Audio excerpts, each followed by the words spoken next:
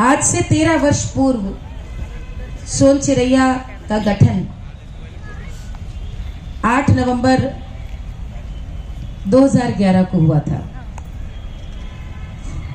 और उस कार्यक्रम का उद्घाटन तत्कालीन राज्यपाल आदरणीय जोशी जी ने किया था, बीएन जोशी जी। और उसके पीछे कारण ये था कि मुझे सदैव ये लगा कि लोक की यात्रा एकल नहीं, हमेशा सामूहिक ही हो सकती है। एकल मैं अपना नाम स्थापित कर सकती हूँ, लोग मालिनी अवस्थी को जान सकते हैं, लेकिन एक से वयम लोक यानी हम सब, और हम सब की बात, उत्तर प्रदेश की कलाओं की बात दमखम के साथ तभी कही जा सकती है जब मैं अपने से इतर सबके बारे में सोचूं, सबको जोड़ने के बारे में सोचूं, सबको साथ लेकर के चलने के बारे में सोचूं। और इस तरह से सोन चिरैया की स्थापना हुई। मुझे आज भी याद है, इसके पीछे बहुत बड़ी प्रेरणा हमारे पतिदेव अवनीश रहे हैं, लेकिन उस प्रेरणा के संग संग उनके मन में शंका थी। शंका ये थी कि क्या तुम कर पाओगी, क्योंकि आसान नहीं है चलाना संस्था, कार्यक्रम के लिए हमेशा बजट या लोगों को जोड़ना। तो मुझे और किसी पे नहीं, अपने ऊपर ये विश्वास था कि मैं 24 घंटे लग करके जब ये इससे जुटना होगा तो ये कर सकती हूँ। और वो एक समर्पण कह लीजिए आज भी काम आता है कि जब 13 साल हो गए हैं, जैसे ही कार्यक्रम की बारी आती है, क्योंकि इन 13 साल में प्रभु कृपा से और पूर्वजों की कृपा से मुझे लगता है ये सोन चिरैया की कृपा है कि मेरी व्यस्तता बढ़ी है।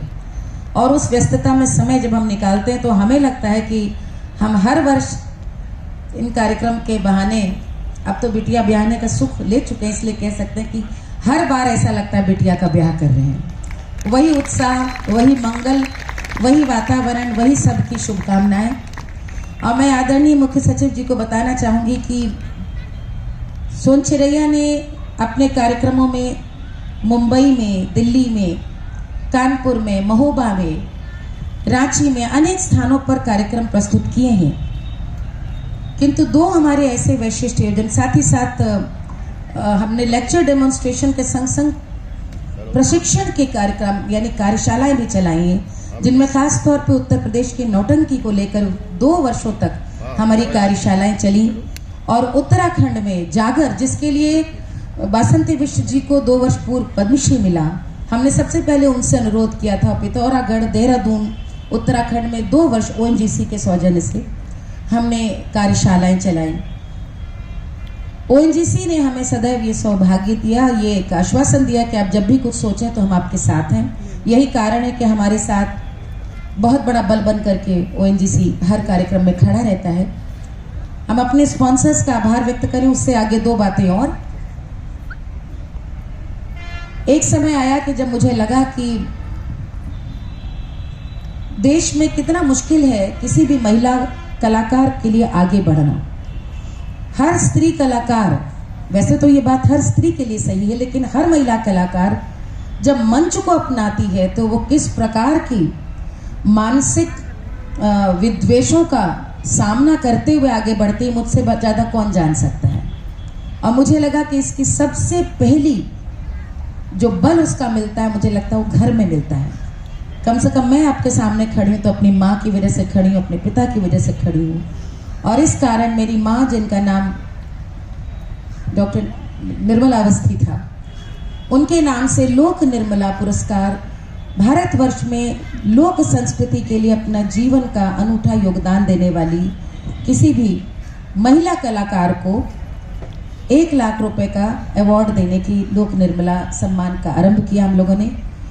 और ये आप सबको बताते हुए मुझे बहुत हर्ष होता है कि 5 वर्ष हो गए हैं। पहला सम्मान पद्म विभूषण तीजन बाई जी को, दूसरा पद्मश्री गुलाबो सपेरा जी को, तीसरा सम्मान पद्म भूषण शारदा सिन्हा जी को, चौथा सम्मान कर्नाटक से आई पद्मश्री डॉक्टर मुजम्मा जोगती जी को गत वर्ष दिया गया।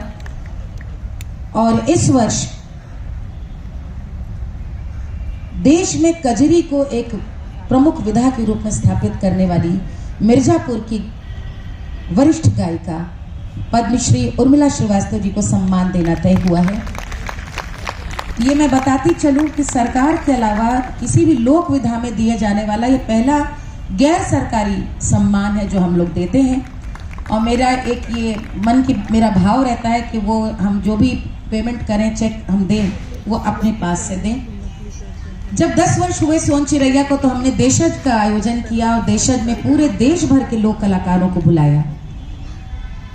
पिछले वर्ष सबने कहा कि क्या इस साल नहीं कर रही आप, और इस बार फिर सबने कहा नहीं कर रही। तो जो 10 वर्ष का एक उत्सव होना था, अब धीरे धीरे लखनऊ के लिए एक स्थायी उत्सव बन गया देशज। तो हमने अपने स्पॉन्सर्स को अनुरोध किया कि भाई 10 वर्ष नहीं, अब हर बार लखनऊ में लोगों की इच्छा है, कामना है कि उत्सव रचे।